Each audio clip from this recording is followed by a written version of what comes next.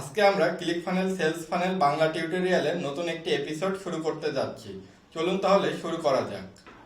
আজকের ভিডিওটি মূলত একটা ছোট্ট সিএসএস টিপস নিয়ে আলোচনা করার জন্যই বানানো হচ্ছে। তো আমরা একটা রেফারেন্স সাইট দেখে নিই, যে এখানে আমরা একটা দেখতে পাচ্ছি যে আমাদের একটা স্লাইডার মতো এরিয়া আছে বা একটা সেকশন আছে যেখানে একটা ব্যাকগ্রাউন্ড ইমেজ ইউজ করা হয়েছে। ব্যাকগ্রাউন্ড ইমেজের উপরে একটা হালকা কালারের ব্ল্যাক কালার বা কোনো কিছু দিয়ে একটা শেড দেওয়া হয়েছে যাতে ব্যাকগ্রাউন্ডের ইমেজটা প্রপারলি ভিজিবল না হয়, আবার হালকা করে বোঝা যায়। তো এইটাই আর কি আমরা দেখাবো যে কিভাবে আমাদের ব্যাকগ্রাউন্ডের ইমেজের উপরে আমরা একটা হালকা অন্য কালার দিয়ে এটা কিভাবে একটা হালকা শেড আনতে পারি, এই জিনিসটাই আমরা আজকে দেখাবো। তো এই জিনিসটা আমরা অনেক সময়ই ফটোশপ দিয়ে বা ক্যানভা দিয়ে ইমেজটাকে এডিট করে ইমেজের উপরেই এরকম একটা লেয়ার তৈরি করে আমরা কাজটা করতে পারি। তো এটা ওইভাবে না করে জাস্ট এক লাইনের একটা সিএসএস কোড লিখেও ক্লিক ফানেলে করা পসিবল। তো এটাই আমরা দেখি। তো আমরা এর জন্য একটা ফানেল ওপেন করে নিচ্ছি। আমরা এই ফানেলটাই ওপেন করতেছি এবং পেজটাকে এডিট মোডে নিচ্ছি। একটা নতুন সেকশন ক্রিয়েট করে নিব ফুল ওয়াইড। আর সেকশনটা যাতে আমাদের ব্যাকগ্রাউন্ড ইমেজটা একটু বড় হয়, যাতে আমরা ক্লিয়ারভাবে দেখতে পারি, তার জন্য আমি প্যাডিং টপ বটমের প্যাডিং বাড়িয়ে নিচ্ছি। একটা ব্ল্যাঙ্ক রো অ্যাড করতেছি এবং রো এর প্যাডিং টপ বটমে বাড়িয়ে নিচ্ছি। তো এখন আমরা এখানে যে ইমেজটা দেখতে পাচ্ছি এই ইমেজটাই আমরা নিব। তো আমরা এই ইমেজটা নেওয়ার জন্য ইমেজটা সিলেক্ট করলাম। এখন দেখতে পাচ্ছি যে ইমেজটার অরিজিনাল কালার শো হচ্ছে, তার মানে ইমেজটাতে উপরে কোনো রকম ব্ল্যাক কালার দেখা যাচ্ছে না, যেটা এখানে দেখা যাচ্ছে। কিন্তু আমাদেরকে এই ব্ল্যাক কালারের একটা যে আবরণটা এটা নিয়ে আসতে হবে। তো আমরা তাহলে পরে ব্যাকগ্রাউন্ড ইমেজ নিলাম, তাহলে আমরা ব্যাকগ্রাউন্ড কালারটাও এখান থেকে সেট করে দিই। তো আমরা ব্যাকগ্রাউন্ড কালার হিসেবে ব্ল্যাক কালার সিলেক্ট করলাম, কিন্তু দেখতে পাচ্ছি যে আমাদের ইমেজটাই দেখাচ্ছে কিন্তু ব্যাকগ্রাউন্ড কালারটা দেখাচ্ছে না। আসলে যখন আমাদের ক্লিক ফানেলে ডিফল্ট ভাবে যখন আমরা ব্যাকগ্রাউন্ড ইমেজ আর ব্যাকগ্রাউন্ড কালার দুইটা ইউজ করি, তখন ব্যাকগ্রাউন্ড ইমেজের প্রায়োরিটিটা আগে পায়, কালারটাকে পায় না।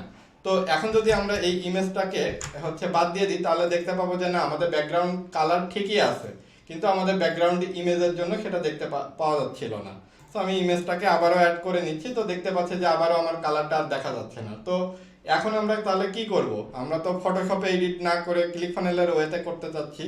জাস্ট এক লাইনের একটা সিএসএস লিখতে হবে আমাদেরকে। তো এর জন্য আমাদের যে সেকশনে ইমেজটা আছে, যে সেকশনে ব্যাকগ্রাউন্ড হিসেবে, সেই সেকশনের আমি সেটিংসে যাচ্ছি এবং সেখান থেকে এই গেট সিএসএস ইনফো, এখান থেকে আমি সিএসএস এর যে আইডি সিলেক্টর সেটা কপি করলাম এবং সেটিংসের থেকে আমি এই যে উপরে যে টপ নেভিগেশন বারে সেটিংস থেকে কাস্টম সিএসএস এর ভিতরে আসলাম এবং এখানে আমি সেই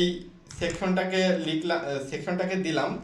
দেওয়ার পর আমি জাস্ট আমি এর ভিতরে শুধু এক লাইন লিখবো, সেটা background blend mode, BSEK0 background blend mode. এই ব্যাকগ্রাউন্ড ব্লেন্ড মোড দিয়ে এখানে আমি লিখবো ওভারলে। তাহলে পরে আমি দেখতে পাচ্ছি যে ওভারলে লেখার সাথে সাথে আমার ব্যাকগ্রাউন্ডে কিছু একটা চেঞ্জ হয়েছে। তো আমরা দেখি সেটা। তো এখন আমরা দেখতে পাচ্ছি যে আমাদের ইমেজটা এখানে সিলেক্ট থাকার পরেও আমার ব্যাকগ্রাউন্ড কালারটা শো হচ্ছে। তাহলে আমি যদি এখন রেড কালার সিলেক্ট করি, তাহলে আমার এখানে কালারটা শো হচ্ছে। কিন্তু আমরা তো চাচ্ছি যে ইমেজটাও দেখা যাবে আবার কালারটাও দেখা যাবে। তো এর জন্য আমাদেরকে কালার, যে ব্যাকগ্রাউন্ড কালারটা আমরা সেট করছি, এইটার অপাসিটিটাকে একটু কমায় দিতে হবে। যদি আমরা এর অপাসিটি একটু কমায় দিই, তাহলে আমরা দেখতে পাবো যে পিছনে আমাদের ইমেজটাও কিছুটা ভিজিবল হচ্ছে। তো এই অপাসিটি আমরা যত কমাবো তত ব্যাকগ্রাউন্ডের ইমেজ বেশি ভিজিবল হবে, যত বাড়াবো তত আমাদের ব্যাকগ্রাউন্ডের ইমেজটা ভিজিবিলিটি কমতে থাকবে। তো এই আর কি। এখন যদি আমরা এটার উপরে সাদা কালারের অপাসিটি, মানে যে কালারের অপাসিটি চাই আমরা সেই কালারই এখন এখান থেকে সেট করতে পারবো।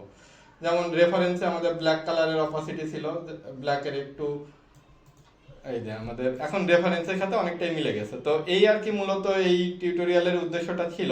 পরবর্তী ভিডিও দেখার আমন্ত্রণ থাকলো। ধন্যবাদ সবাইকে। আসসালামু আলাইকুম।